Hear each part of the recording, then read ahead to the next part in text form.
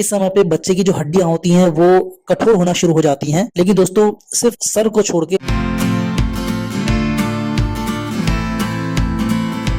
7वां महीना यानी कि गर्भावस्था का 25 से लेके 28 हफ्ते का समय। तो दोस्तों जैसे ही आप 7वें महीने में कदम रखते हैं, इसका मतलब होता है कि आप अपने प्रेगनेंसी की अब लास्ट पड़ाव में आ चुके हैं। 7वें महीने से आपका थर्ड और फाइनल ट्राइमेस्टर शुरू हो जाता है। इस समय पे गर्भ में बच्चा 2 से लेके 3 पाउंड का हो चुका होता है, या ये समझ लीजिए कि तकरीबन 1 केजी से लेके 1.25 केजी के बीच में बच्चा इस समय पे हो चुका होता है। और अगर उसकी लंबाई की बात करी जाए तो उसकी लंबाई होती है 15 इंच के बराबर, यानी कि 38 सेंटीमीटर के बराबर उसकी लंबाई इस समय पे हो चुकी होती है। बच्चे की पोजीशन की बारे में बात की जाए तो अगर आपका सब कुछ नॉर्मल चल रहा है तो इस समय बच्चे का जो सर है वो नीचे पेल्विस एरिया की तरफ होना शुरू हो जाता है, और उसका जो सर है वो सर्विक्स एरिया की तरफ फिक्स होने के लिए आगे बढ़ रहा होगा। बच्चे के जो फेफड़े हैं वो अब काम करना शुरू कर देते हैं। बच्चा गर्भ के अंदर अपनी आंखों को खोलता है, बंद करता है, और अगर कोई तेज प्रकाश की रोशनी उसको बाहर से मिलती है तो उसके लिए वो रिस्पॉन्ड भी करता है। और उसी तरीके से जब रोशनी नहीं होती है, अंधकार होता है, तो बच्चा फिर दूसरी तरीके से रिएक्ट करता है। अब आपके बच्चे की जो जीभ का स्वाद है वो भी उसे समझ में आने लगता है। उसे समझ में आता है कि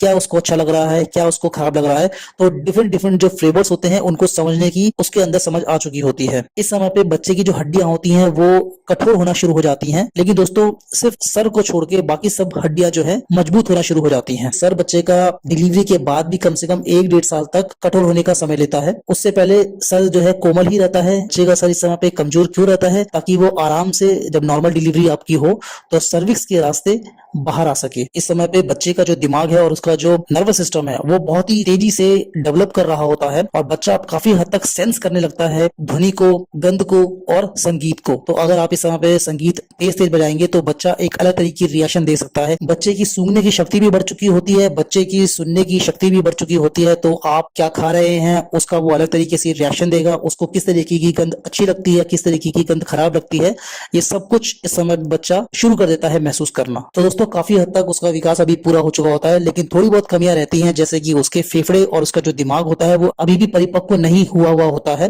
तो वो आगे के स्टेजेस में होगा। तो उसको 8वां और 9वां महीना अभी और है, और उसकी जो वेट है वो भी बढ़ेगा और उसकी हाइट भी बढ़ेगी। अब हम बात करते हैं कि इस समय पे आप यानी कि गर्भवती कैसा महसूस कर रही होती है। आपका वेट काफी आगे निकल चुका होता है, तो काफी हद तक आप एक प्रेशर अपने लंग्स के ऊपर भी महसूस करेंगे, जिसके कारण इस समय पे आपको सांस लेने में कुछ परेशानी हो सकती है। पहले ट्राइमेस्टर की प्रॉब्लम मॉर्निंग सिकनेस इस समय पे आपको दोबारा आ सकती है। आपका मूड स्विंग होना भी स्टार्ट हो सकता है, और आपको थोड़ी बहुत घबराहट भी इस समय पे रह सकती है। आपके जो यूट्रस की जो मसल्स होती हैं उनके अंदर आपको एक खिंचाव महसूस होगा, और जिसके कारण आपको एब्डोमेन एरिया में एक पेन महसूस हो सकता है, और जिसे हम दोस्तों ब्रैक्सटन हिक्स कॉन्ट्रैक्शन कहते हैं। लेकिन दोस्तों ये लेबर पेन नहीं है। 7वें महीने में अगर आपको ऐसा हो रहा है तो आपको ध्यान देने की आवश्यकता है कि ये लेबर पेन नहीं है। ये अगर होता है तो धीरे धीरे करके कम होता है, और ऐसा नहीं है कि एक रेगुलर इंटरवल में होगा। ऐसा नहीं है कि आपको हर 10-10 मिनट में होगा। ये आपको ऐसा है कि आज हो गया, फिर हो सकता है कल हो गया, या हो सकता है कि आपको एक ही दिन में 2 बार हो, 3 बार हो, लेकिन रेगुलरली आपको ये नहीं होगा।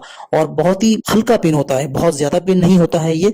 तो कंफ्यूज ना करें कि आपकी कहीं लेबर पेन ना स्टार्ट हो गया है, तो इसमें आपको ज्यादा घबराने की आवश्यकता नहीं है। ये कुछ देर में अपने आप ही ठीक हो जाता है, और ये बहुत ही नॉर्मल माना जाता है। इस समय पे जैसा बच्चा सर्विक्स एरिया की तरफ अपने आप को फिक्स करने के लिए आगे बढ़ रहा होता है, तो कहीं ना कहीं उसका जो प्रेशर होता है आपके यूट्रस में भी पड़ रहा होता है, और यूट्रस से वो फाइनली प्रेशर पड़ता है आपके ब्लैडर में, जिसके कारण दोस्तों आप बार बार पेशाब जाते हैं। बच्चे की पोजीशन जैसे ही शिफ्ट होती है तो आपके जो हो सकता है कि कमर में और पीठ में भी इस समय पे आपको दर्द महसूस हो। ये बच्चे के जो वजन जो बढ़ चुका होता है इस कारण से होता है। इस समय पे दोस्तों आप ये अनुभव करेंगे कि आपको चलने में, उठने में, बैठने में थोड़ी सी दिक्कत आ सकती है, और ये दिक्कत दोस्तों अब थोड़ी सी बढ़ती ही रहेगी। लेकिन अब आपको जो है बहुत संभल के चलना है। इस समय पे दोस्तों आपकी जो मेटाबॉलिज्म होता है वो बहुत ही अच्छा हो चुका होता है। आपका जो खाना होता है वो काफी अच्छी तरीके से पचने लगता है। आपके जो शरीर के अंदर जो गर्मी होती है वो भी बढ़ती है, और इसके कारण आपको इस समय पे थोड़ी बहुत गर्मी भी महसूस हो सकती है, आपको पसीना आ सकता है।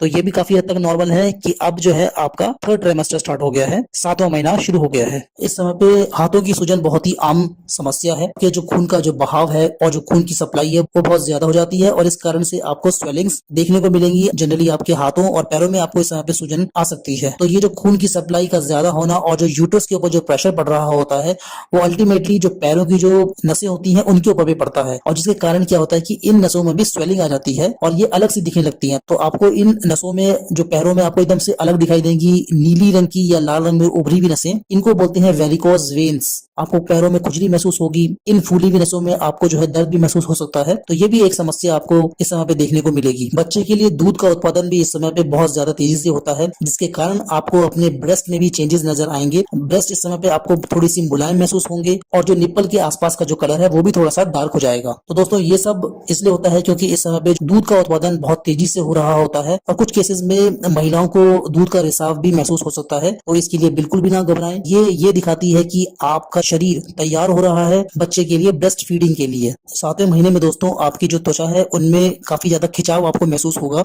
जिस कारण आपको स्ट्रेच मार्क्स जो हैं वो इस समय पे दिखने शुरू हो जाएंगे। इस समय पे जब आपकी त्वचा में खिंचाव होगा तो आपको खुजली भी हो सकती है। आपको अपनी त्वचा को बहुत ज्यादा खुजलाना नहीं है, उससे आपको और इरिटेशन होगी। इसके लिए आप क्या कर सकते हैं कि कोई मॉइस्चराइजर लगा सकते हैं अपनी त्वचा के ऊपर, या आप नारियल तेल का प्रयोग कर सकते हैं। और दोस्तों एक खास बात, इस समय पे आप बिल्कुल भी जो है गर्म पानी से ना नहाएं। इस समय पे आपको गुनगुने पानी से नहाना चाहिए, क्योंकि अगर आप गर्म पानी से नहाएंगे तो ये जो प्रॉब्लम है स्ट्रेच मार्क्स की, ये और ज्यादा बढ़ जाती है। इस समय पे आपको इतनी रेगुलर वे और शाम की वॉकिंग करनी है, और आपको लेकिन ये ध्यान देने की जरूरत है जैसे ही बच्चे का वजन अब बढ़ चुका है तो आप लंबे लंबे समय के लिए ना चलें। आप जब भी चलें तो उसमें आपको विराम देते हुए चलना है। बहुत देर तक भी आपको कहीं पे भी खड़े नहीं रहना है। आपको एक्टिविटीज तो करनी है, फिजिकल एक्सरसाइज तो करनी है, लेकिन आपको ब्रेक दे दे के करनी है। आपको योगा करना चाहिए, आपको स्विमिंग करना चाहिए। आपकी जो पैल्विक मसल्स हैं उसको मजबूत बनाने के लिए बहुत अच्छा होता है, उसको फ्लेक्सिबल बनाने के लिए बहुत अच्छा होता है, ताकि आपकी जब नॉर्मल डिलीवरी हो तो उस समय पे आपको ताकत भी मिले और आपको बच्चे डिलीवर करने में कोई परेशानी महसूस ना हो। जब भी आप सो रहे हैं तो आपको ये समझना है कि बड़े हुए प्रेशर आपके नीज के ऊपर ना पड़े, आपके घुटनों के ऊपर ना पड़े। तो उसके लिए अपने नीज के बीच में एक तकिया अवश्य लगाएं, ताकि इस बड़े हुए प्रेशर से आपके पैरों में किसी भी प्रकार की कोई परेशानी ना आए। इस समय पे दोस्तों आपको ढीले ढाले कपड़े पहनने चाहिए। हो सके तो आपको जो है सूती वस्त्र धारण करने चाहिए, जिससे कि आपके जो बॉडी का टेम्परेचर है, जैसे मैं पहले ही बता चुका हूँ कि इस समय बढ़ चुका होता है, उसको आप थोड़ा बहुत कंट्रोल कर सके। तो दोस्तों कैसी लगी ये वीडियो मुझे कमेंट के माध्यम से जरूर बताएं। तो ख्याल रखिए दोस्तों अपना, मिलते हैं इसी तरीके की अन्य वीडियो में। नमस्कार।